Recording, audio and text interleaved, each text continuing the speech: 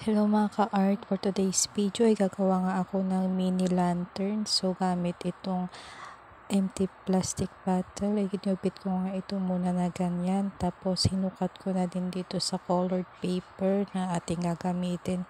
So tinupi ko lang ito na ganyan para matansya yung kanyang sukat na sasakto lang sa ating gagamitin. Ayan. Ikakat ko lang siya na ganito. So gumamit tayo dito ng cutter. Hindi tayo pwedeng gumamit na gunting kasi mawawala yung design na ating gagawin kapag ginamitan natin ng gunting kasi matutupi siya sa gitna. So ito, ganyan lang siya, straight lang siya. Pagkatapos lalagyan ko na din ito ng double-sided tape sa magkabilang gilid. Ayan, lalagyan ko lang dito pati doon sa may kabila. Ayan, so lalagyan din natin dito. Ito yung ating ilalagay sa may empty plastic bottle. Ayan, so ilalagay natin dito sa bandang baba at saka sa bandang taas, magkabilaan sila. So ganito lang siya kadaling gawin. Didikit lang natin ito. Ayan. So, ganyan lang yung ating gagawin. Ididikit natin.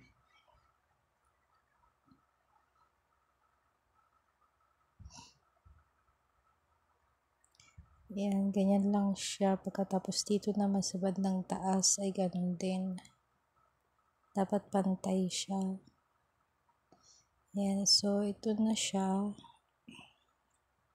So, ito na yung kanyang pinaka-design. Ayan, nalagyan na lang natin ito ng iba pang dekorasyon. So, gagawa tayo dito ng mga stars at yun yung ating ididikit. Tapos, lalagyan din natin dito ng kulay yellow sa kanyang bandang taas. Tsaka doon sa may baba, lalagyan din natin. So, ganito lang siya. Yan, lalagyan na natin. Gagamitan natin siya ng glue. Yan, glue lang yung ating gagamitin dito. So, ilalagay natin itong kulay yellow para may design siya. Yan, paikot lang siya na ganito.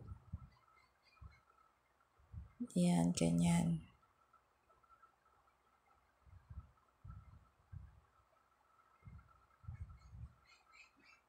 Pati doon sa may bandang baba niya. Ayan. Yung ilalagay natin dito is medyo maliit or manipis lang yung ating pagka-gupit. Ayan, ganyan lang siya. Papikot lang natin na ganito. Ayan, so ganyan lang siya. Tapos didikitan na din natin.